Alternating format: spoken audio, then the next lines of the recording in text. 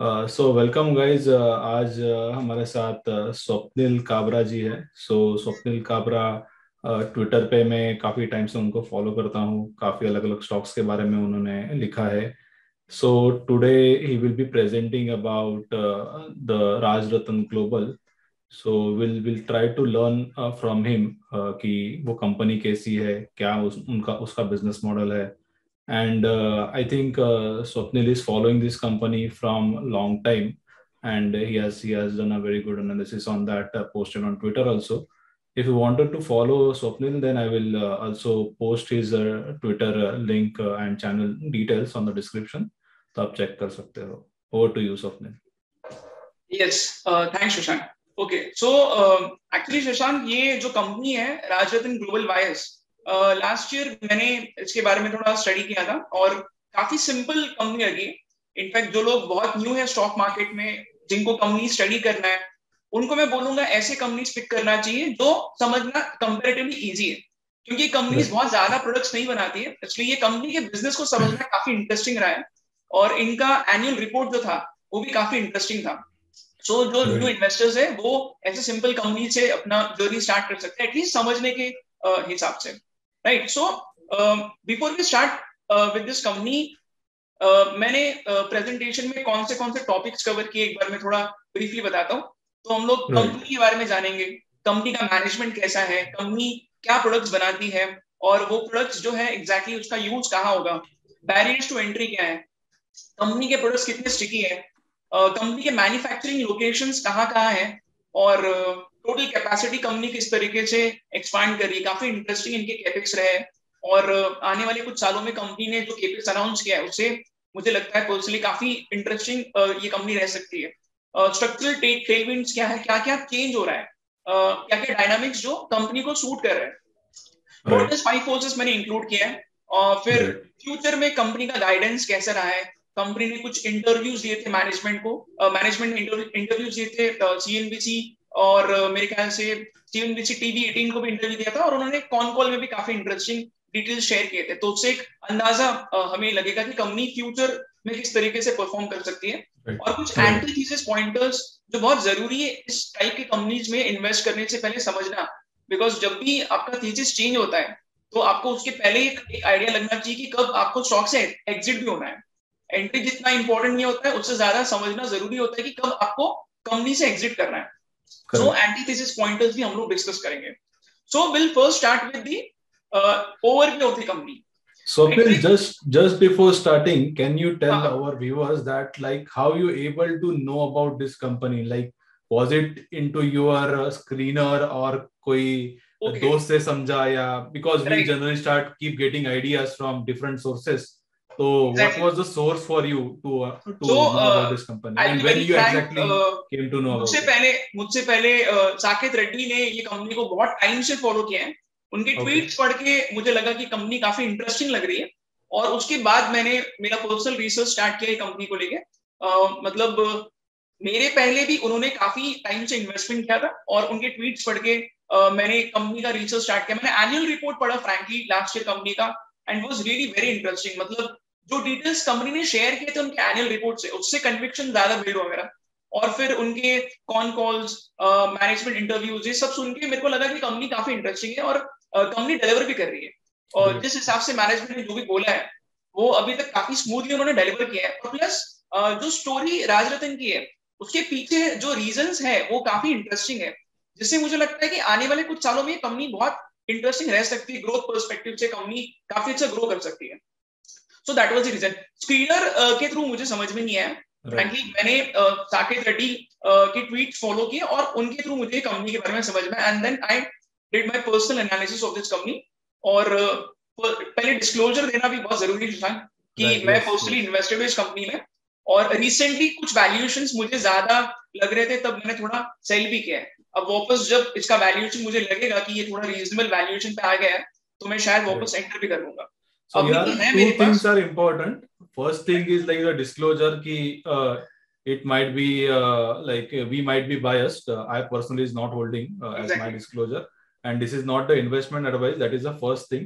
Second thing, as Swapnil said, ki he has followed Saket, but he has not directly believed and finally done his own research. So you all also don't believe us. You can do your own research and then only take your call to invest or not to invest. This is not the like investment advice in any form. Yes, yes. This is only for educational purposes, guys. So company पढ़ने के हिसाब से तो बड़ी interesting है. Investment point of view से आपको आपका खुद का पर्सनल ये डिसीजन लेना चाहिए. वैसे मैं खुद बायस्ड हूँ क्योंकि as I said I am invested in this company. So मेरा जो थॉट है जो रहेगा वो अगेन वो बायस्ड ही रहेगा. Right. So let's start with the company overview. तो कंपनी जो है काफी पुरानी कंपनी एक्चुअली है. ये मिस्टर सुनील चौड़िया और उनकी फैमिली अभी फिलहाल ये कंपनी को रन करती है. So mister Sunil Chordia he is the CEO and MD of the company. और उनके बेटे जो है मिस्टर यशोवर्धन चौड़िया, ये थाईलैंड का जो उनका यूनिट है उसको संभालता है. सो कंपनी का जो बिजनेस है राजरत्न वायर्स प्राइवेट लिमिटेड से इन्होंने कंपनी को स्टार्ट किया था 1989 में. फिर 1991 में कंपनी का कमर्शियल प्रोडक्शन स्टार्ट हुआ. ठीक है. कंपनी जो है वो बीड वायर बनाती है जिसके बारे में आगे हम लोग और डिस्कशन करेंगे. 1995 में फिर कंपनी का आईपीओ आया और 2004 में कंपनी का जो नाम है वो चेंज हुआ Rajratan global wire limited. And then 2006 में कंपनी ने अपना थाईलैंड का यूनिट स्टार्ट किया. सो कंपनी के दो मेन मैन्युफैक्चरिंग यूनिट्स है, एक इंडिया में है और एक थाईलैंड में है. और फिर 2008 में कंपनी जो है उन्होंने अपना थाईलैंड का न्यू कमर्शियल प्रोडक्शन स्टार्ट किया. सो this is brief overview about the company. Let's also talk about the management. So mister Sunil Chowdiah जो है ये कंपनी के एमडी है और कंपनी के सीईओ है. और ये जो पर्सन है ही इज द मेन पर्सन जो कंपनी को बहुत अच्छे से अभी रन कर रहे हैं. जैसे मैंने अभी आपको डिस्कशन में बताया, इनके लड़के मिस्टर यशोवर्धन चौड़िया ये कंपनी के थाईलैंड के बिजनेस को संभालते हैं. और जैसे सुनने में आ रहा है कि इनके लड़के जो है वो अभी इंडिया शिफ्ट हो जाएंगे और इंडिया का जो इनका न्यू चेन्नई में जो इनका केपेक्स इन्होंने अनाउंस किया वहां पे अब वो बिजनेस को संभालेंगे. So what is more interesting is management का स्किन इन द गेम समझ में आता है बिकॉज 2019 से मैनेजमेंट का कंटिन्यूस बाइंग रहा है कंपनी में और मैनेजमेंट का जो स्टेक है वो 63.5% से बढ़ के 65% हो चुका है.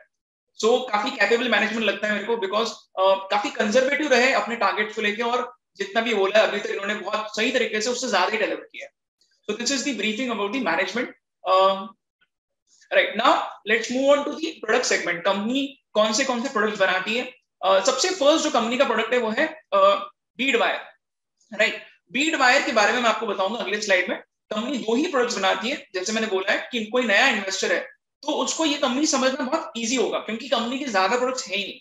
मेनली तो कंपनी का एक ही प्रोडक्ट है बीड वायर और दूसरा एक और प्रोडक्ट जैसे आप स्लाइड में चेक कर सकते हो कार्बन स्टील वायर कंपनी बनाती है. इसका कंस्ट्रक्शन में, ऑटोमोबाइल में, इंजीनियरिंग में एप्लीकेशन है. बट मेनली हमारा फोकस टायर बीड वायर को लेके रहेगा. उसका रीजन ये है कि जैसे आप देख सकते हो स्लाइड में पढ़ सकते हो कंपनी के मैक्सिमम रेवेन्यूज जो है वो टायर बीड वायर से कंपनी कमाती है. राइट. सो ऑलमोस्ट 90-91% रेवेन्यूज जो है कंपनी के वो इसी एक प्रोडक्ट से आता है. बाकी जो प्रोडक्ट है high carbon steel wire, company का मैनेजमेंट इस प्रोडक्ट को लेकर उतना कुछ एंथुसियास्टिक भी नहीं है. सो हमारा मेन फोकस रहेगा टायर बीड वायर के सेगमेंट को समझने में. Right. So exactly tyre Beed wire क्या होता है और इसका एप्लीकेशन कहाँ होगा. सो टायर बीड वायर एक बहुत बेसिक प्रोडक्ट है. आप कोई भी टायर देखो तो हर टायर में बीड वायर होता ही है. सो बीड वायर का क्या रोल होता है. बीड वायर जो होता है वो टायर को स्ट्रेंथ देता है. बगैर बीड वायर के, बीड वायर बेसिकली एक स्टील वायर होता है और उसकी वजह से टायर को स्ट्रेंथ मिलता है. टायर अपना स्ट्रक्चर होल्ड कर पाता है. सो अगर कोई टायर में बीड वायर नहीं होगा तो टायर जो है उसका जो एप्लीकेशन होगा वो हम कर ही नहीं सकते. राइट. सो साइकिल से लेके प्लेन तक के टायर्स में बीड वायर का इस्तेमाल होता ही है. Right. So this is a very basic and very critical product. बगैर बीड वायर के टायर जो है वो सस्टेन नहीं कर पाएगा, उसका यूज ही हम लोग कर नहीं पाएंगे. राइट. सो अभी बहुत सारे इंटरेस्टिंग टायर सेगमेंट में बहुत सारे इंटरेस्टिंग चेंजेस हुए हैं. जैसे कि हम लोग जानते हैं कि पूरा इलेक्ट्रिक व्हीकल का रेवोल्यूशन आ रहा है और इलेक्ट्रिक व्हीकल की वजह से बहुत सारे लोग बोल रहे हैं कि टायर का कैटेगरी चेंज हो जाएगा, टायर का टाइप चेंज हो जाएगा. बट जितना मुझे समझ में आया कि बीड वायर जो प्रोडक्ट है उसका एप्लीकेशन रहेगा. इलेक्ट्रिक व्हीकल चाहे अपने ट्रेडिशनल इंजन व्हीकल को रिप्लेस भी क्यों ना कर दे बट इलेक्ट्रिक व्हीकल में भी टायर का रिक्वायरमेंट तो रहेगा और जब तक टायर का रिक्वायरमेंट रहेगा तब तक उसमें बीड वायर के प्रोडक्ट का रिक्वायरमेंट जरूर रहेगा.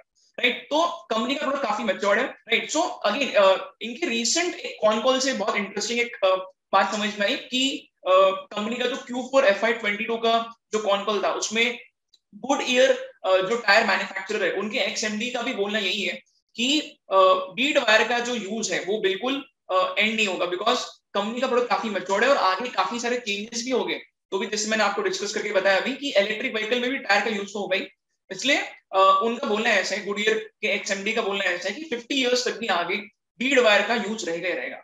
So again this is a very interesting statement. इससे ये एटलीस्ट कॉन्फिडेंस आता है कि बीड वायर का रिप्लेसमेंट नियर फ्यूचर में तो नहीं है, right. So this is all about Beed wire. अब ये पर्टिकुलर बीड वायर का जो सेगमेंट है इसमें बैरियर्स टू एंट्री क्या है। सो बीड वायर जो होता है वो टायर का सिर्फ 3 से 4% कॉस्ट जो है वो टायर का बीड वायर में लगता है, राइट। सो अगेन बिकॉज ये बहुत ज्यादा ऐसा सेगमेंट नहीं है कि टायर का बहुत बड़ा खर्चा हो रहा है, तो यहाँ पे इवन दो यहाँ पे कॉस्टिंग काफी कम लग रहा है टायर के लिए, सिर्फ 3 से 4% की कॉस्टिंग लग रहा है, बट ये बहुत क्रिटिकल प्रोडक्ट है। यानी कि अगर कोई बहुत अच्छा टायर बनाना चाहती है कोई कंपनी, तो बीड वायर के क्वालिटी में कॉम्प्रोमाइज नहीं करेगी, right. So this is again a very interesting fact कि सिर्फ 3 से 4% टायर का जो कॉस्ट है वो सिर्फ बीड वायर में लगता है। Again what is even more interesting is जो बड़े प्लेयर्स है Tata steel, even Tata steel भी राजरतन को कॉम्पीट करती है इंडिया में, बट फैक्ट ये कि टाटा स्टील जो है उनका बिजनेस बहुत बड़ा है, क्योंकि टाटा स्टील का फोकस स्पेसिफिकली इस सेगमेंट में नहीं रहा है। तो इस वजह से हम लोग देख रहे हैं कि राजरतन जो है वो काफी तेजी से एक्सपांड कर रही है। जैसे कि मैंने यहाँ पे बीएन के रिसर्च का एक यहाँ पे मैंने जो स्लाइड में यहाँ पे मैंने पुट किया है उनका रिसर्च, आप चेक कर सकते हो। 1996 में राजरतन का जो कैपेसिटी था वो सिर्फ 5000 टन का था एनुअल कैपेसिटी, और अभी हम लोग देखते हैं 2021 में इंडिया का कैपेसिटी इनकम 60,000 टन हो गया, बिकॉज कंपनी का फोकस बीड वायर में रहा है, तो कंपनी ने बहुत तेजी से एक्सपेंशन किया है। वही टाटा स्टील जो एक्चुअली काफी बड़ी कंपनी है, बट क्योंकि कंपनी का फोकस नहीं था, टाटा स्टील का इस पर्टिकुलर सेगमेंट पे फोकस नहीं था, तो टाटा स्टील का एक्सपेंशन जो है वो बहुत कम हुआ है। 14,400 टन से सिर्फ 30,000 टन ही हुआ है इनका capacity expansion. What is even more interesting is Rajratan के जो नंबर आप चेक करो स्लाइड में, वो 60,000 टन इंडिया का कैपेसिटी है सिर्फ 2021 का। इसमें और कंपनी काफी एक्सपेंशन कर रही है और कैपेसिटी जो है वो डबल से भी ज्यादा हो जाएगा इंडिया में। सो इससे समझ में आता है कि बीड वायर पे फोकस रहने की वजह से राजरतन जो है बहुत अच्छे से इसको स्केल कर पा रही है, और जो बड़े प्लेयर्स है काफी डाइवर्सिफिकेशन होने की वजह से उनका ध्यान ये पर्टिकुलर सेगमेंट में नहीं है। वैसे टाटा स्टील चाहे तो इस सेगमेंट में आ सकती है, एक्सपेंशन कर सकती है, बट फोकस अभी तक टाटा स्टील का इस सेगमेंट में नहीं रहा है, बिकॉज जैसे बताया मैंने बहुत कम यहाँ पे पैसा मिलता है टाटा स्टील जैसे बड़ी कंपनी को, right. So yes again barriers to entry में एक और बड़ा इंटरेस्टिंग पॉइंट है कि जैसे बीड वायर का मैंने अभी आपको डिस्क्रिप्शन दिया कि बीड वायर बहुत क्रिटिकल प्रोडक्ट है। कोई भी कंपनी जो अच्छा टायर बनाना चाहती है वो ये बिल्कुल नहीं चाहेगी कि बीड वायर जो है वो कोई भी क्वालिटी का वो यूज करे। तो इसलिए नॉर्मली कंपनीज क्या करते हैं, कंपनीज जो है वो पहले ऑडिट करते हैं। जैसे कि मिशलिन जो राजरतन के हिसाब से वर्ल्ड्स बेस्ट टायर बनाती है, मिशलिन जो है उन्होंने 3 साल तक जो है राजरतन की बीड वायर को टेस्ट किया, और अभी और 6 to 8 मंथ्स में अप्रूवल शायद दे देंगे वो, और राजरतन को फुल एंड फाइनल एक ऑर्डर मिलेगा फ्रॉम मिशलिन। सो इससे समझ में आता है कि ये ऐसा प्रोडक्ट है जहां पे कोई नई कंपनी आके बीड वायर बना के वो कस्टमर्स को जल्दी से एक्वायर करे, ऐसा नहीं होगा, बिकॉज ये प्रोडक्ट ऐसा है जो कंपनी बेचेगी बीड वायर उसका प्रोडक्ट बहुत टेस्ट किया जाएगा, और क्वालिटी एश्योरेंस अगर है तो ही कंपनीज जो है टायर बनाने वाली कंपनीज वो आपसे बीड वायर खरीदेंगे। So this is one of the most interesting barriers to entry. कोई भी आसानी से आके ये सेगमेंट को बहुत जल्दी स्केल नहीं कर सकता है, राइट।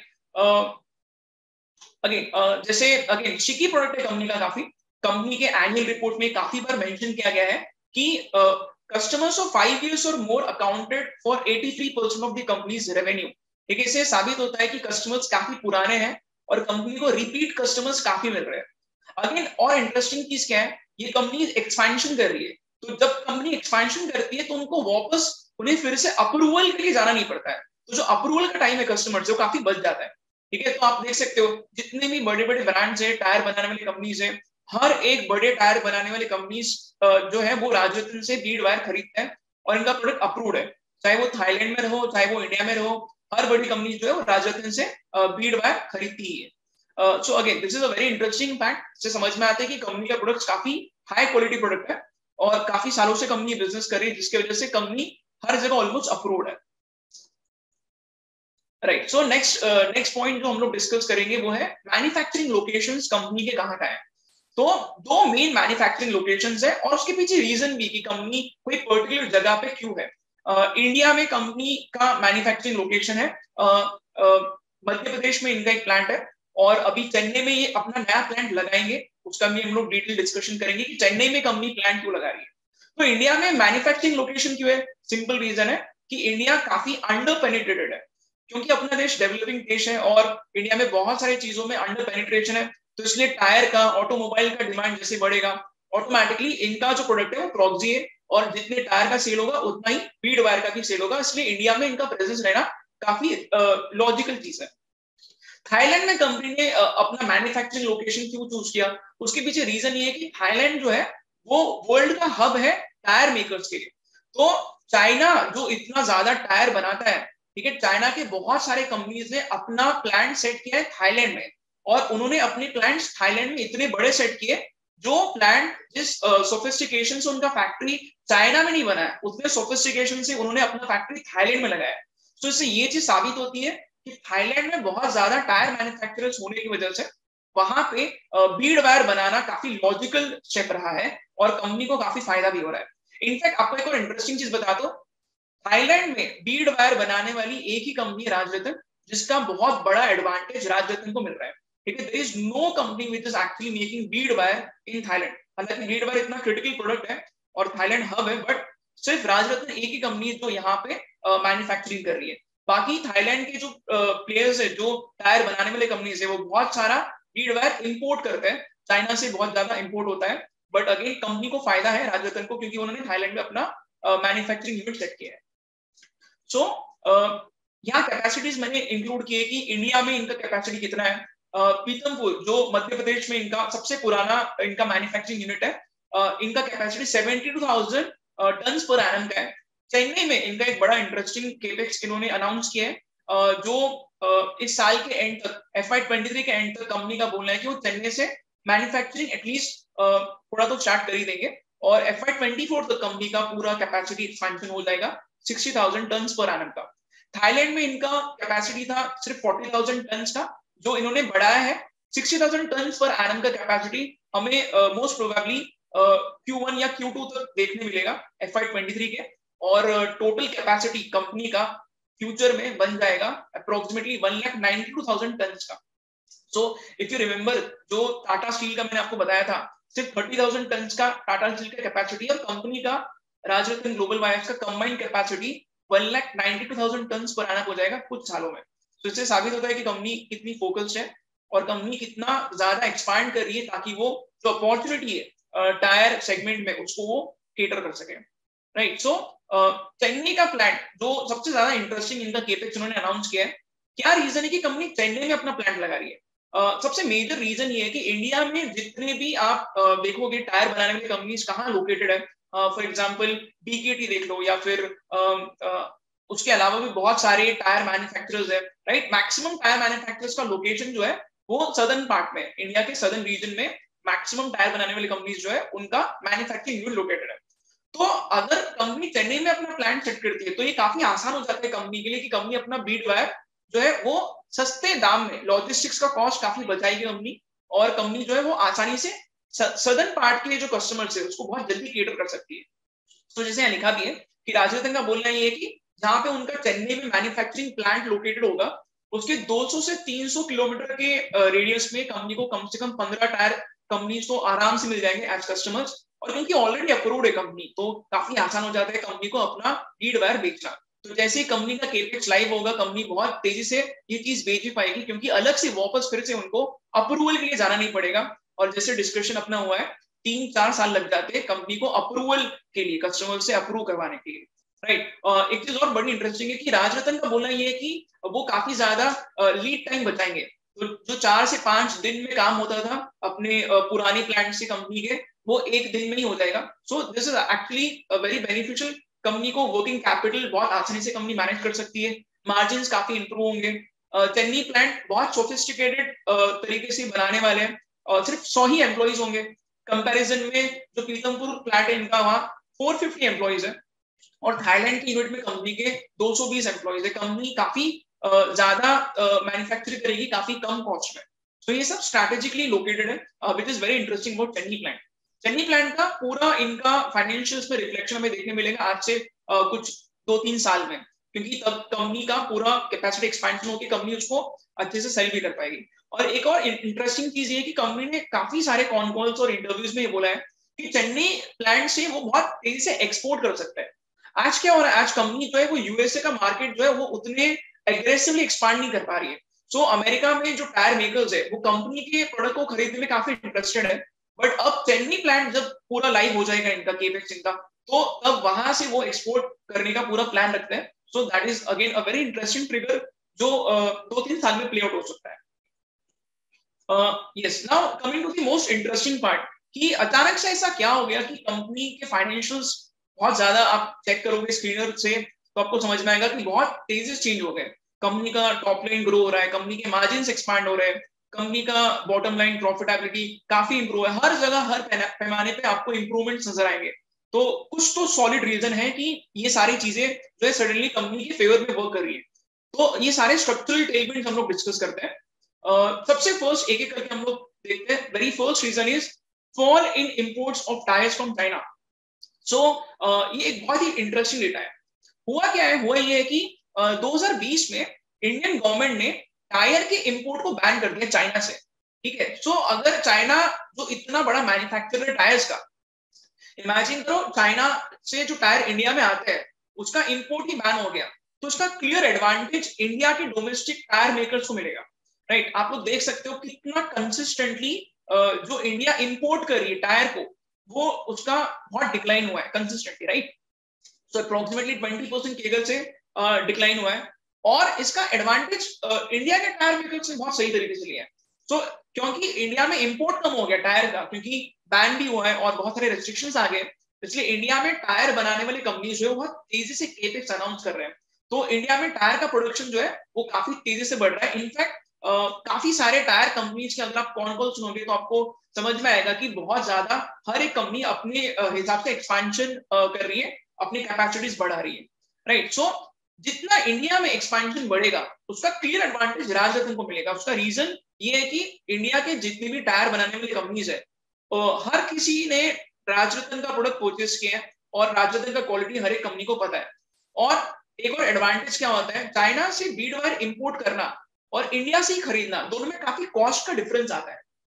जैसे कि हमें सबको पता है कि लॉजिस्टिक्स के इतने सारे इश्यूज चल रहे हैं, जिसकी वजह से चाइना से बीड वायर खरीदना बहुत महंगा हो जाएगा। इसलिए इंडिया से ही बीड वायर खरीदना जो है इसमें ज्यादा समझदारी होगी, और यही चल रहा है। इसका क्लियर एडवांटेज राजरत्न को मिल रहा है, और ये इसका नंबर में भी रिफ्लेक्शन हो रहा है।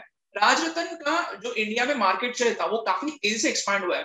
तो कंपनी का बोलना ये है कि इंडिया में जो भी टायर बिक रहे हैं हर 2 में से 1 टायर में राजरत्न का बीड वायर है। अप्रोक्सीमेटली 50% मार्केट शेयर इंडिया में राजरत्न जो है बहुत तेजी से मार्केट शेयर उन्होंने गेन किया। 50% अभी फिलहाल राजरत्न का मार्केट शेयर है। So this is one of the major reason कि इंडिया में टायर बनाने वाले कंपनीज जो है एक्सपांड कर रहे हैं, क्योंकि इंपोर्ट जो है वो बैन हो चुका है चाइना से, क्योंकि चाइना बहुत बड़ा मैन्युफैक्चरर एक्सपोर्टर है टायर का। तो इसका क्लियर एडवांटेज राजरत्न जैसे कंपनीज को मिल रहा है, क्योंकि इंडिया के डोमेस्टिक टायर मेकर्स जो है वो तेजी से एक्सपांड कर रहे हैं। सो जैसे कि ये अभी मैंने आपको डिस्कस करके बताया कि Indian tyre makers are on capex free. तो जितने भी टायर बनाने वाले कंपनीज हैं आप देखोगे सब के सब कंपनीज अपना एक्सपेंशन कर रहे हैं, और जैसे ये लोग एक्सपांड करेंगे ऑटोमेटिकली फायदा होगा राजरत्न जैसे कंपनीज को, because Rajratna is the only big player जो इंडिया में बीड वायर सप्लाई कर रहा है। सो अगेन जैसे अगेन पैंडेमिक से हुआ है, हम लोग देख रहे हैं कि चाइना का जो भी लॉस होगा वो इंडिया का गेन होगा। तो चाइना का जैसे बैन हो चुका है, इंडिया के टायर मेकर्स बहुत तेजी से एक्सपांड कर रहे हैं, एडवांटेज मिल रहा है प्रॉक्सी प्लेयर्स लाइक राजरत्न को। So again yes, now this is a very interesting image. इसको हम लोग कहते हैं सिम्बायोटिक एसोसिएशन। ये जो आप इमेज देख रहे हो स्लाइड में, ये जो दो एक बर्ड है और एक एनिमल है, ठीक है। सो बर्ड और एनिमल में इतना इंटरेस्टिंग रिलेशनशिप है, ये दोनों एक दूसरे को हेल्प करते हैं। इसको हम लोग बोलते हैं सिम्बायोटिक रिलेशनशिप, ठीक है। जैसे कि फॉर एग्जांपल जो ज़ेब्रा है और उस पे जो पैरासाइट्स लगे, उस पे जो इंसेक्ट्स लगे हैं, उसको ये जो बर्ड है वो खाएगी, बर्ड को भी फायदा है और ज़ेब्रा को भी फायदा है, दोनों का म्यूचुअल बेनिफिट है। सिमिलरली यहाँ पे ऐसे ही हो रहा है कि जितने भी इंडिया के टायर मेकर्स केपेक्स कर रहे हैं, ठीक है, जब भी टायर कंपनी केपेक्स करेगी उनको ये बहुत जरूरी है कि उनको बीड वायर टाइम पे मिले। तो जो टायर मेकर्स है वो फोर्स कर रहे राजरत्न को कि आप भी आपका कैपेसिटी बढ़ाओ। तो मतलब ऐसा बहुत रेयरली होता है कि जो कस्टमर है वो फोर्स कर रहा है कि कोई कंपनी को कि आपको कैपेसिटी करना ही होगा, अदरवाइज अगेन यहाँ पे इनका बहुत बड़ा अपॉर्चुनिटी लॉस हो जाएगा। तो अगेन जैसे टायर कंपनीज ग्रो हो रहे हैं, ऑटोमेटिकली बीड वायर बनाने वाला कंपनी जो है उसको भी एक्सपेंशन करना ही होगा, बिकॉज डिमांड बहुत ज्यादा है। सो यहाँ पे वही मैंने ये स्लाइड में मेंशन किया है कि डोमेस्टिक प्लेयर्स राजरत्न का बीड वायर क्यों खरीदेंगे। दो रीजन है। पहला तो जैसे मैंने बताया राजरत्न का क्वालिटी हर एक डोमेस्टिक कंपनी को पता है, क्योंकि राजरत्न ऑलरेडी अप्रूव्ड है। हर बड़ी कंपनी का जो टायर है उसमें राजरत्न का बीड वायर लगता है, राइट। सो इंस्पेक्शन करने की वापस जरूरत नहीं है।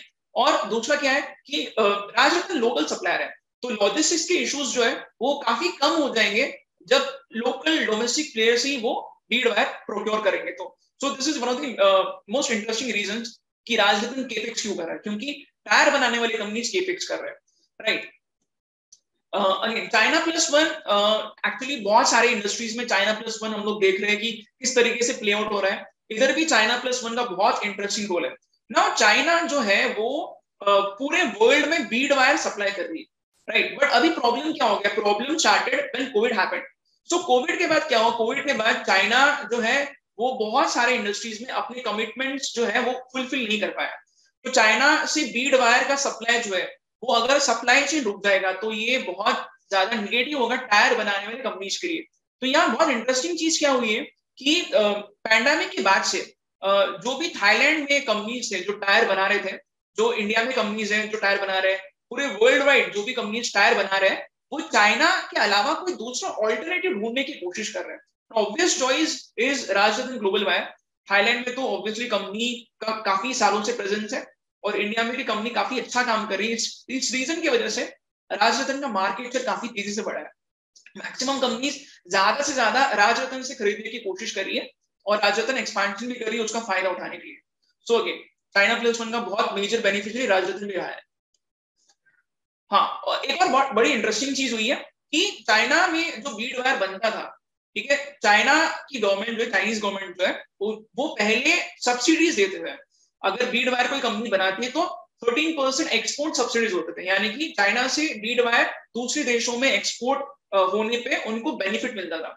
ये एक्सपोर्ट सब्सिडीज पोल्यूशन की वजह से चाइनीज गवर्नमेंट ने विड्रॉ कर दी। और मुझे ऐसा लगता है पर्सनली कि ये मोर और लेस परमानेंट स्टेप है। तो अगर चाइनीज गवर्नमेंट बीड वायर के एक्सपोर्ट को डीमोटिवेट कर रही है तो ऑटोमेटिकली इसका क्लियर बेनिफिशियरी होगा राजरत्न, बिकॉज मैक्सिमम कंपनीज जो है टायर बनाने वाले वो राजरत्न से अब वो प्रोडक्ट प्रोक्योर करने की कोशिश करेंगे।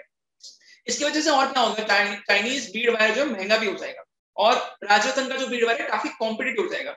इनका जो रिसेंट कॉन कॉल था इसमें उन्होंने बहुत इंटरेस्टिंग चीजें बोली है कि इतने सालों में बहुत रेयरली ऐसा हमने देखा है कि राजरत्न का जो बीड वायर है उसका कॉस्ट चाइना की बीड वायर से सस्ता हो गया। सो ऐसा नहीं है कि कंपनी बहुत ज्यादा पैसे चार्ज करी इसकी वजह से राजरत्न को बहुत ज्यादा पैसा मिल रहा है और मार्जिन इंप्रूव है, ठीक है। One of the major reasons is that कि चाइना का ये जो भी क्राइसिस चल रहा है इसकी वजह से राजरत्न ने काफी कैपेसिटी एक्सपांड की है, उसकी वजह से काफी कॉस्ट भी कम किया राजरत्न ने, और राजरत्न का बीड वायर काफी कॉम्पिटिटिव भी है। सो ये सारी चीजों का क्यूमुलेटिव बेनिफिट हम लोग देखते हैं कि राजरत्न को बहुत अच्छे से मिल रहा है। सो ये जितने रीजंस मैंने आपको बताया ये सारी रीजंस जो है वो राजरत्न के लिए कलेक्टिवली प्ले आउट हो रहे हैं और हम लोग देख रहे हैं कि हर क्वार्टर में पिछले साल में इन्होंने कितने अच्छे से अपना ग्रोथ किया है, राइट। सो अगेन एक और इंटरेस्टिंग चीज मैं एक्चुअली स्लाइड में मैंने इंक्लूड नहीं किया है, वो ये है कि क्या होता है कि एक मिसअंडरस्टैंडिंग ये है कि ऑटो सेक्टर का अगर डीग्रोथ होगा तो बीड वायर का भी डीग्रोथ होगा क्या। एक्चुअली बहुत ज्यादा डिटेल कनेक्टेड भी नहीं है ये दो सेक्टर्स। एक बहुत इंटरेस्टिंग रीजन जो मैंने कॉन कॉल में भी सुना है मैनेजमेंट से काफी बार, वो ये रहा है कि ऑटो का डिमांड, ऑटो सेक्टर का डिमांड, गाड़ियों का डिमांड और टायर का डिमांड थोड़ा अलग तरीके से वर्क करता है। फॉर एग्जाम्पल अगर मैं कार परचेस करूंगा तो मैं उसको काफी साल तक वापस न्यू कार में परचेस नहीं करूंगा, बट कार का जो टायर होता है वो मैं काफी बार खरीद सकता हूँ। कार का जो टायर जो होता है वो उसका जो रिप्लेसमेंट साइकिल है वो काफी इंटरेस्टिंग होता है। सो टायर का जो डिमांड है वो 70% रिप्लेसमेंट डिमांड होता है और सिर्फ 30% जब हम लोग कोई न्यू व्हीकल परचेस करते हैं तो उसका डिमांड इंक्रीज होगा। So this is one of the major reason कि टायर का ग्रोथ ज्यादा स्ट्रक्चरल ग्रोथ है और इसकी वजह से बीड वायर का ग्रोथ भी काफी इंटरेस्टिंग रहा है, बिकॉज क्लियरली वो प्रॉक्सी टायर को है, ऑटोमोबाइल को नहीं है Rajratan, right. So let's discuss the 5 forces model. तो इसमें मैंने ऑलमोस्ट हर एक पॉइंट को बहुत डिटेल में डिस्कस करने की कोशिश की है। सबसे फर्स्ट हम लोग डिस्कस करते हैं threat of substitutes. Now this is a very interesting thing to discuss. अभी जैसे कि सबको पता है कि पूरा जो ऑटोमोबाइल सेक्टर है आज से 10 साल के बाद काफी ज्यादा इसके डायनामिक्स चेंज हो जाएंगे। सो आज से कुछ दिन पहले मैंने ट्विटर पे एक पोल किया था कि मैंने लोगों को पूछा था कि आपको क्या लगता है कि आज से 10 साल के बाद इंडिया का फ्यूचर क्या होगा। सो मैक्सिमम लोगों ने बोला कि इलेक्ट्रिक व्हीकल्स जो है वो डोमिनेट करेंगे, हाइड्रोजन, इथेनॉल, सीएनजी, इन पे इनका जो यूज करने वाले व्हीकल्स है इनका प्रोपोर्शन थोड़ा कम होगा, सबसे ज्यादा इलेक्ट्रिक व्हीकल का एडॉप्शन होगा, ऐसे लोगों को लगता है। तो अगर सपोज मान लो ईवी का एडॉप्शन ज्यादा तेज से बढ़ता है तो इसका असर राजरतन जैसे कंपनीज पे क्या होगा। अभी यहाँ पे क्या होगा, देखो ये मैंने जैसे डिस्कस करके बताया कि राजरतन का जो प्रोडक्ट है वो काफी मैच्योर्ड है। सो इसको कोई आसानी से सब्स्टिट्यूट नहीं आएगा। अगर इलेक्ट्रिक व्हीकल भी कल को ट्रेडिशनल व्हीकल्स को रिप्लेस भी करता है तो इलेक्ट्रिक व्हीकल में टायर तो होंगे, और टायर जब भी होंगे तो टायर में बीड वायर का रोल होगा ही, right. So threat of substitute यहाँ पे ना के बराबरी का है, कंपनी का प्रोडक्ट काफी मैच्योर्ड है। सो ये अगेन बीएनके सिक्योरिटीज का भी यही मानना है, इनकी रिपोर्ट में काफी इंटरेस्टिंग डिटेल्स है इलेक्ट्रिक व्हीकल को लेके। सो इलेक्ट्रिक व्हीकल में क्या होता है कि क्योंकि गाड़ी का वजन काफी बढ़ गया है इसलिए टायर जो है वो बहुत जल्दी खराब हो सकता है, तो टायर भी काफी ज्यादा स्ट्रेंथ वाला बनाना होगा। और अगर किसी कंपनी को बहुत ज्यादा स्ट्रेंथ वाला इलेक्ट्रिक व्हीकल में टायर बनाना है तो इन दैट केस उनको बहुत अच्छा और बहुत ज्यादा क्वांटिटी और क्वालिटी बहुत अच्छा होना चाहिए, क्वांटिटी ज्यादा लगेगा बीड वायर का। तो अगर ईवी का एडॉप्शन तेजी से होता है तो उसका एक्चुअली ज्यादा एडवांटेज है राजरतन को, बिकॉज अगेन जैसे मैंने बताया क्विकर बर्नआउट होता है, ईवी के जो टायर है वो जल्दी खराब होंगे, जल्दी रिप्लेस होंगे, तो ज्यादा डिमांड बढ़ेगा राजरतन की बीड वायर का।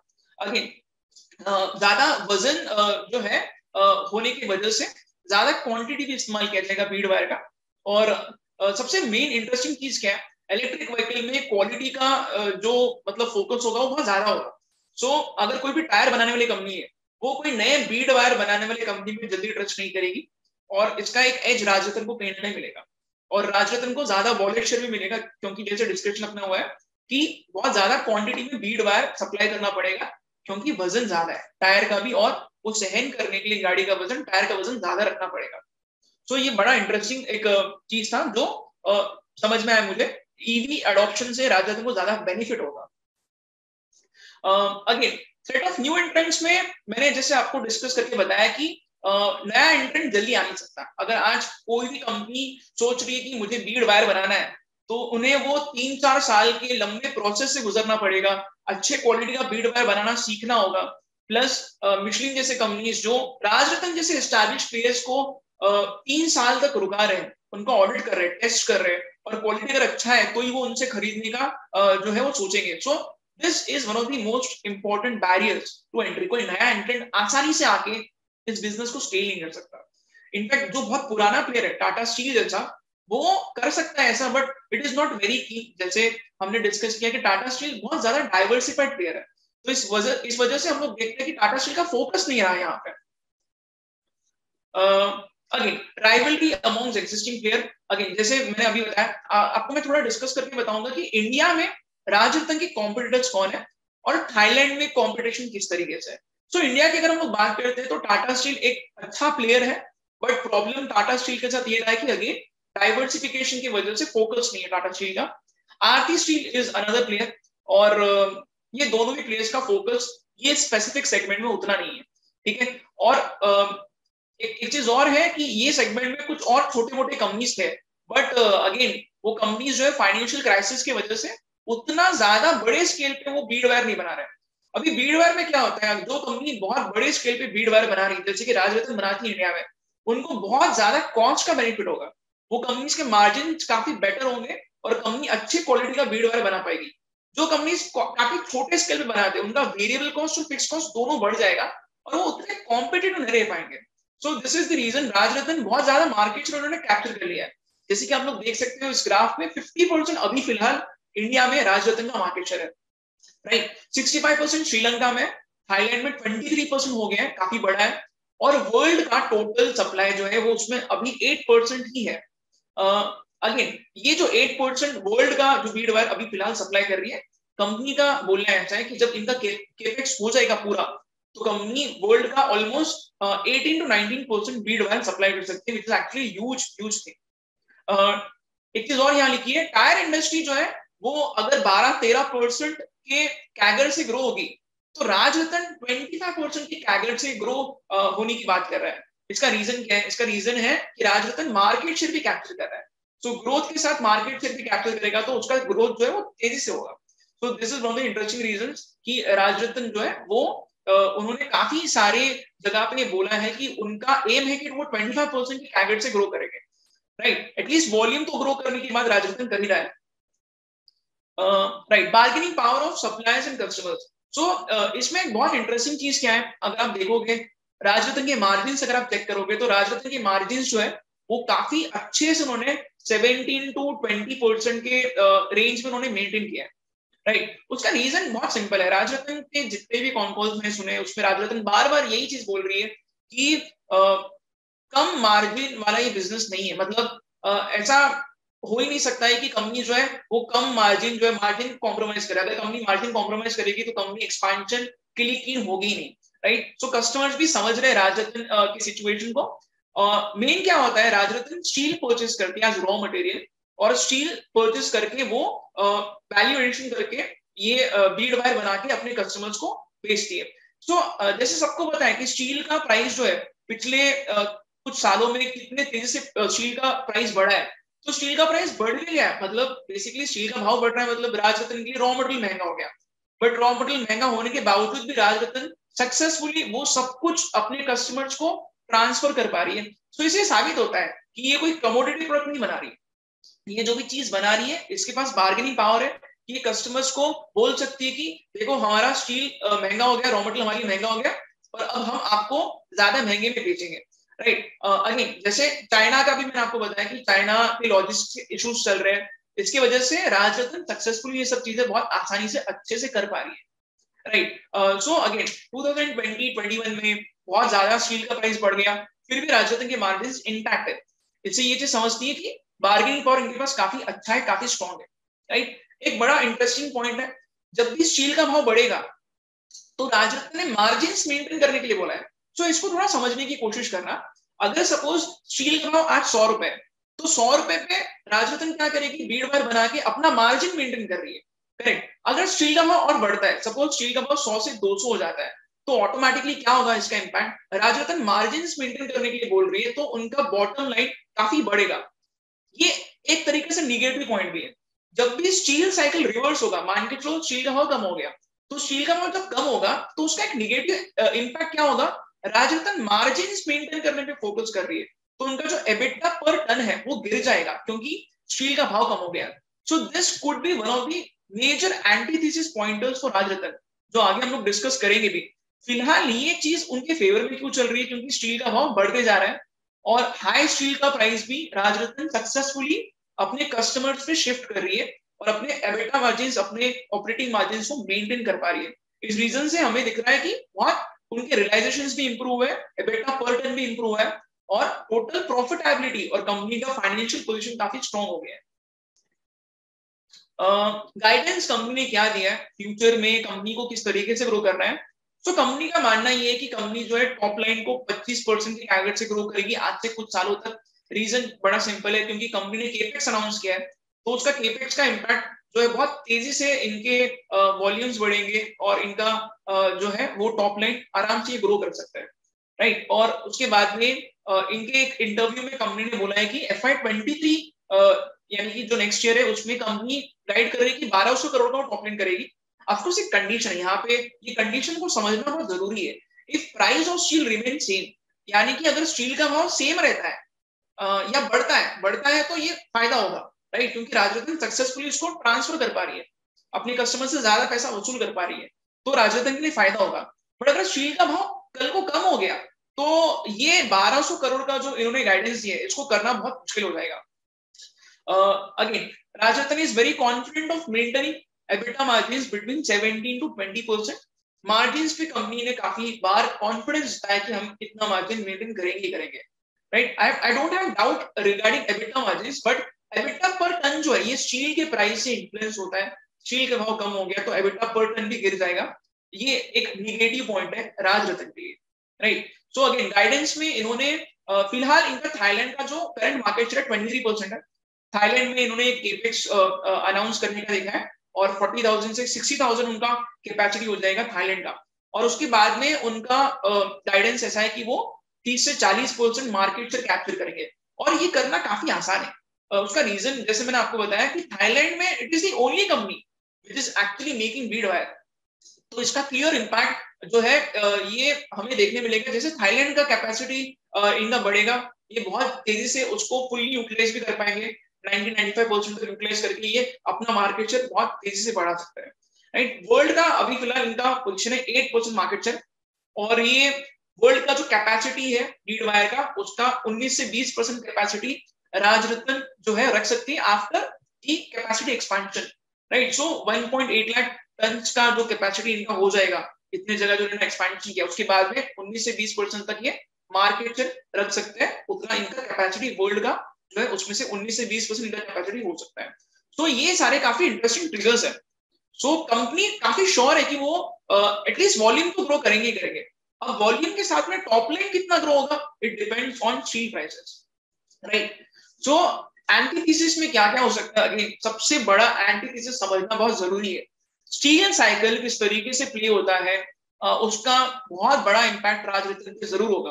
कंपनी ने कभी बोला नहीं कॉन्फिडेंस है कि वो एबिटा पर टन मेंटेन करेंगे, क्योंकि एबिटा पर टन मेंटेन करने के लिए स्टील का प्राइस सेम रहना चाहिए which is absolutely not in control of the company, right? So जैसे ही स्टील का प्राइस कम होगा कंपनी मार्जिन तो उतना ही मेंटेन कर रही है, राइट। सो अगर स्टील का भाव कम हो जाएगा तो ऑटोमेटिकली क्या होगा, उनका बॉटम लाइन कम हो जाएगा, एबिटा पर टन कम हो जाएगा और कंपनी को कम पैसा मिलेगा, राइट। एक और एंटीथेसिस पॉइंटर जो बहुत ये रेयर है चांस इसके, बट अगेन मैंने इंक्लूड तो किया है। Chinese government subsidising Beed wire है।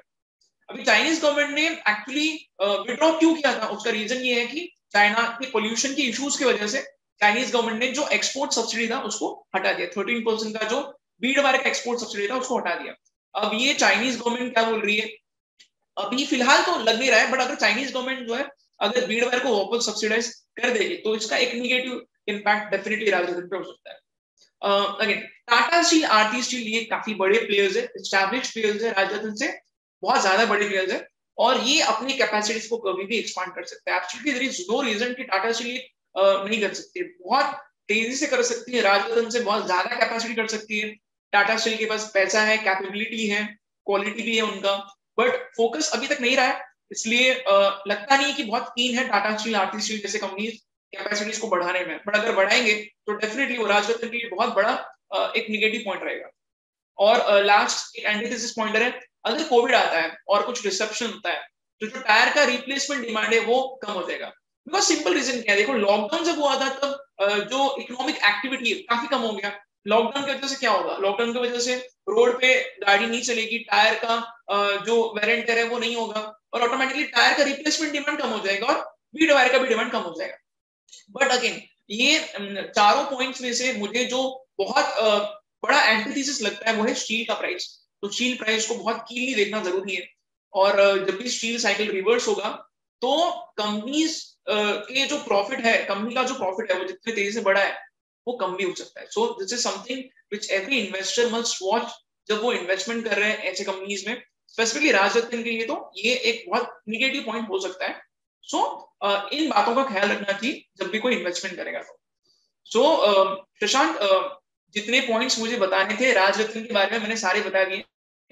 वैल्यूएशन के हद तक अगर आप देखोगे, because I am not a SEBI registered investment adviser, मैं एडवाइस तो दे नहीं सकता बाय और सेल का, बट अगर वैल्यूएशन देखोगे तो आप देखना चाहिए कि कंपनी क्या गाइडेंस दे रही है, क्या वो कंपनी गाइडेंस मीट कर पाएगी। ये सारी चीजें अगर आपको लगता है, अगर आपको कॉन्फिडेंस अगर आपको मिलता है कंपनी में इन्वेस्टमेंट करने का, तो आप खुद से एक रफ कैलकुलेशन करके देखो कि कंपनी कितना प्रॉफिट मेंटेन कर सकती है, राइट। और उसके बाद में कंपनी का ईपीएस कितना हो सकता है और कंपनी अभी फिलहाल क्या पी पे अवेलेबल है, उसके हिसाब से अगर आपको लगता है कि कंपनी का पी जितना है उतना कंपनी फ्यूचर में ग्रो भी कर पाएगी, कंपनी का पेग रेशियो काफी रीजनेबल अगर आपको लगता है, then you must actually go for investment decision. Of course invest करना है नहीं करना है ये आपका पर्सनल डिसीजन है, बट कंपनी को समझना चाहिए, because company is a very interesting company और काफी इंटरेस्टिंग कंपनी का फ्यूचर लग रहा है. So Shashank, up to you. Yeah. Yeah. So, Swapnil, excellent presentation. Thank you for it. Very detailed presentation. So, I have some questions. So, like, पहले तो मुझे ये समझा कि जो product है, it's a very critical product. And if customer don't use that product, जो tire manufacturers है, they probably not able to manufacture that grade tire. So, and उनका जो expenses है, वो expenses का it's a small part, right? So यहाँ पे price pass on जो होता है, that is easier for the players like Rajratan. Right. So ये बाकी sectors में भी हमने देखा है, like CDMO stories, like similar story कि जहाँ पे जो innovators होते हैं, उनका जो expenses होता है to get that particular product manufactured, it's a very very small. So same thing is here. Like other examples could be fine organics, Fairchem organics. It's I think the same story. So my first question is like आपने बोला कि यहाँ पे वो expansion कर रहे हैं उनके plants का, तो यहाँ पे have the management given any target कि उनका total capacity utilization कब तक reach हो सकता है maximum capacity utilization पे? Maximum, हाँ, राजरतन का आप पूछ रहे हो कि कब तक उनका कैपेसिटी यूटिलाइजेशन हो सकता है? राइट. सो राइट, इनके कॉन कॉल में कंपनी ने बोला है कि जो चेन्नई का इनका जो प्लांट आएगा, राइट, सो चेन्नई का प्लांट जो है FY23 के एंड तक इनका प्रोडक्शन स्टार्ट करेंगे, और ये जो प्रोडक्शन होगा ये 2-3 साल में कंपनी जो है वो पूरा 60,000 टन का कैपेसिटी जो है वो पूरी तरीके से कर पाएगी. और मैनेजमेंट काफी बुलिश साउंड कर रहा है कि जैसे ये केपेक्स जो है वो करते जाएंगे, वो बहुत तेजी से अपना कैपेसिटी यूटिलाइज भी करेंगे, बिकॉज क्योंकि डिमांड बहुत ज्यादा है ना, तो इसलिए उस रीजन से बहुत आसान होगा कंपनी को ये अपना केपेक्स यूज करना. और जैसे 1-2 पॉइंट्स मैंने बताए थे, कंपनी को बार बार अप्रूवल के लिए जाना नहीं पड़ेगा क्योंकि कंपनी के प्रोडक्ट ऑलरेडी अप्रूव्ड है. सबसे मेन इंटरेस्टिंग मार्केट इनका जो लग रहा है वो है यूएसए का मार्केट. कंपनी ने अभी तक यूएसए के मार्केट को बहुत सीरियसली एक्सपांड किया ही नहीं है. यूएसए के जो टायर मेकर्स हैं वो कंपनी को बार बार बोल रहे हैं कि आप हमें कुछ सेलेक्टेड क्वांटिटी सप्लाई कीजिए, और सामने से कस्टमर आ रहा है. सो जब भी कंपनी ये पूरा एक्सपांड करेगी, कंपनी चेन्नई प्लांट से उसको एक्सपोर्ट भी करेगी, ये 2-3 साल में जैसे इनका केपेक्स पूरा हो जाएगा कंप्लीट, तो 60,000 टन का कैपेसिटी जैसे एक्सपांड करेंगे, ये बहुत तेजी से उसको, बहुत जल्दी से ये उसको कैपेसिटी को यूटिलाइज भी कर पाएंगे. हाँ, हो सकता है कि क्योंकि प्लांट नया है तो शायद कुछ कस्टमर्स बोले कि हमें वापस फिर से अप्रूवल के लिए आप भेजो, बट ये बहुत रेयर होगा. मैक्सिमम कस्टमर्स जो इंडिया वाले हैं वो तो ऑलरेडी अप्रूवल जो है वो उनका हो चुका है प्रोडक्ट, तो बहुत तेजी से अपना कैपेसिटी एक्सपांड करेंगे. यूटिलाइजेशन बहुत जल्दी होगा कैपेसिटी का. Right. My another very basic question is that कि ये जो बीड वायर है, तो ये हर टायर में जाता है या it depends on the grade and quality, and ये बीड वायर का भी कुछ क्वालिटी होता है क्या, और it's a standardised product? Right, जितना मुझे पता है कि बीड वायर सेम टाइप का नहीं लगेगा, ये अपने कस्टमर के हिसाब से कस्टमाइज करते हैं. यानी कि टायर में जो बीड वायर लगता है और जो ट्रक के टायर होंगे, साइकिल का टायर होगा, उसमें अलग क्वालिटी का, अलग थिकनेस का, अलग वेट का बीड वायर जाएगा. वो कस्टमाइज करती है कंपनी उसके हिसाब से, और ये कस्टमाइजेशन की वजह से भी कंपनी का प्रोडक्ट जो है वो काफी स्टिकी रहा है. अगर मैं टायर बनाने वाली कंपनी हूं तो मैं बहुत जल्दी बीड वायर चेंज नहीं करूंगा. So this is one of the reasons. Customisation का भी एक बहुत इंपॉर्टेंट एलिमेंट होता है जो राजरतन कर पा रही है. इनके अगेन मैंने जितना सुना है मैनेजमेंट को, मैनेजमेंट का बोलना है कि ये क्वालिटी चेंज होता है, थिकनेस चेंज होता है, उसका ग्रेड चेंज होता है, टायर का वेट वगैरह सब चेंज होता है, और जो वॉलेट शेयर है वो भी चेंज हो जाता है डिपेंडिंग ऑन द फैक्ट वो टायर कौन से व्हीकल में लग रहा है. राइट. अनदर थिंग, लाइक अभी जो उनका कैपेक्स आ रहा है चेन्नई का, तो I think they are like aggressively increasing their capacity. So now question is, until and unless tire manufacturers don't increase their capacity, it will be difficult for the Rajratan to sell that capacity until and unless they don't focus on exports. तो company का कुछ plan है क्या, कुछ आगे जाके export करने का, where in different geographies there might be the opportunity available? Definitely. In fact last con call अगर आप सुनोगे तो आपको ये समझ में आएगा कि कंपनी का बोलना ये है कि फिलहाल जो उन्होंने एक्सपेंशन अनाउंस किए वो अभी का डिमांड देखते हुए किया है। और कंपनी का मानना ये है कि वो बहुत ज्यादा रेस्ट ऑफ द वर्ल्ड को एक्सपोर्ट करेंगे, अमेरिका का जो बहुत बड़ा मार्केट है उसको एग्रेसिवली कैप्चर करने की कोशिश करेंगे। तो ये सारे फैक्टर्स से वजह से एटलीस्ट एक चीज तो समझ में आती है, जितना इनका एक्सपेंशन होगा, ये जो कर रहे हैं ये उनकी डिमांड से काफी कम एक्चुअली सप्लाई, डिमांड बहुत ज्यादा है। तो अभी तक एग्रेसिवली इन्होंने अमेरिका के मार्केट को कैप्चर किया ही नहीं है। प्लस चेन्नई का जो प्लांट है उसमें 50% एक्सपोर्ट करेंगे ये लोग। और मेन चीज आपको एक और इंटरेस्टिंग चीज बताता हूँ, थाईलैंड में जो इनका प्लांट है जहाँ पे बीड वायर बनाते हैं, कंपनी का बोलना क्या है कि they are the only company which is actually making bead wire. No imagine Thailand में इनका मार्केट शेयर आप चेक करोगे तो कितना है, इट इज ओनली 23%, आपको स्लाइड में भी दिखेगा। सो सिर्फ 23% मार्केट शेयर है and it is the only company making bead wire. इसका मीनिंग क्या है? इसका मीनिंग है कि थाईलैंड जो हब है, टायर बनाने वाली कंपनी थाईलैंड में जाके अपना प्लांट लगा रहे हैं, वो बीड वायर कहाँ से खरीद रहे हैं? राजरतन से तो बहुत कम प्रोक्योर कर रहे हैं, क्योंकि राजरतन का तो शेयर सिर्फ 23% है। ये खरीद रहे हैं दूसरे देशों से, चाइना से खरीद रहे हैं। ठीक है, चाइना से बीड वायर खरीदना कितना महंगा होगा थाईलैंड के मेकर्स को। तो थाईलैंड के टायर कंपनीज बीड वायर के लिए रिक्वेस्ट कर रहे हैं राजरतन को कि हमें ज्यादा क्वांटिटी आप सप्लाई कीजिए। सो दैट इज मोर इंटरेस्टिंग। जैसे ही कैपेक्स अनाउंस करेंगे ये बहुत तेजी से उसका मार्केट शेयर बढ़ जाएगा। जैसे स्लाइड में मेंशन किया है 30 to 40%, it is actually very reasonable target. क्योंकि अगर मैं थाईलैंड में टायर बना रहा हूँ, मैं चाहूंगा कि मैं राजरतन से बीड वायर खरीदूं, क्योंकि बहुत डोमेस्टिक मेरे को मार्केट से मिल रहा है, प्लस मेरे को प्रोक्योर करना काफी सस्ता होगा।